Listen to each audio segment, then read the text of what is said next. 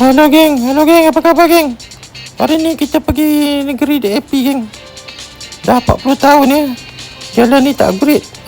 Selalu kalau jam paling celaka. Kawasan ni lah menorau. Dah 40 tahun plus tak buat apa.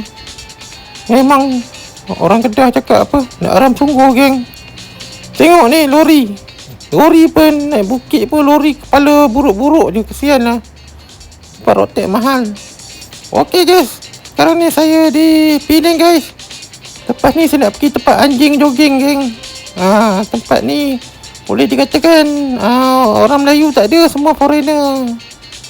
Ni bilik saya geng, 200 malam geng. Pada saya 200 tu okey lah, sebab bilik dia besar. Ni hotel baru, Hotel Jazz. Ini dekat depan Hotel Jazz geng. Inilah saya cakap, sini sebab apa mahal? Sini tak ada mak rempit. Lepas tu orang Melayu tak ramai, semua foreigner. Cina, Mak Saleh, Yahudi semua ada duduk kat sini geng. Penang sekarang ni tempat orang Jepun, Korea, Hong Kong, Cina bank semua datang sini duduk geng. Memang tak ada merasa lah orang Melayu nak beli sini. Okey geng, daripada sini pergi jalan kaki kat laut dekat je. Ni adalah tempat orang Melayu geng.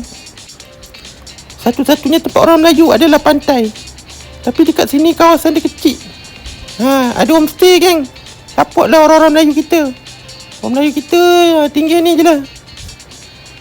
Okey geng, ini dulu kampung orang Melayu terakhir. Tepi ni semua tanah tambak lah, Cina tambak lah. Tu kapal korek pasir. Bukan nak kata lah ni semua tanah tambak lah. Kalau nak beli 1 juta geng. Orang Melayu ada lah yang beli. Anak menteri-menteri boleh lah beli.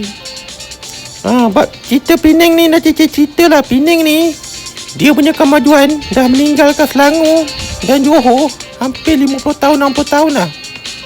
Penang ni orang suka duduk sebab airport dekat.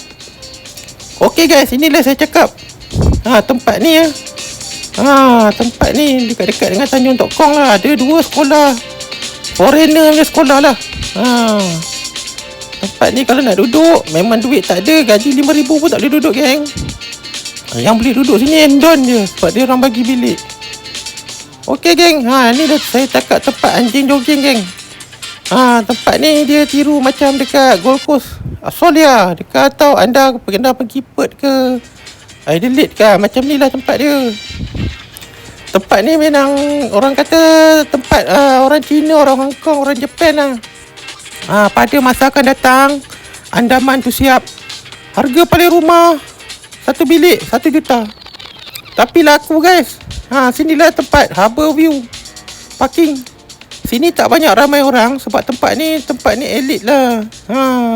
Yang mampu duduk sini daripada DAP. DAP mampu duduk sini. Okey geng, ni bot-bot orang-orang sini lah. Kebanyakan bot-bot orang DAP lah. Orang DAP ni kaya-kaya geng. Ni lah saya cakap kawasan anjing jogging. Kawasan ni harga rumah pun dekat 1 juta. Okey geng, selamat datang ke Penang.